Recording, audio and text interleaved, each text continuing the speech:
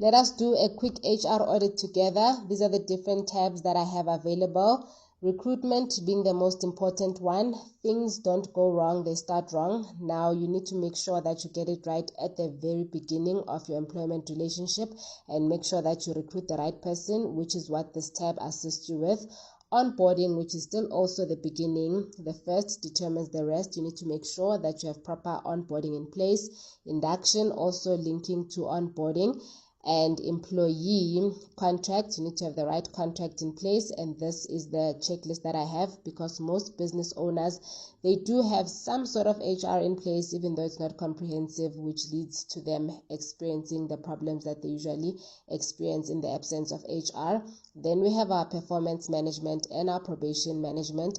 You cannot manage what you do not measure. So probation management and performance management are very important. There's the policies and procedures that I would evaluate or assess if they are in place, or whether or not they are needed or not needed by the employer. Some of them you find that they're there, some of them you find that they're not there.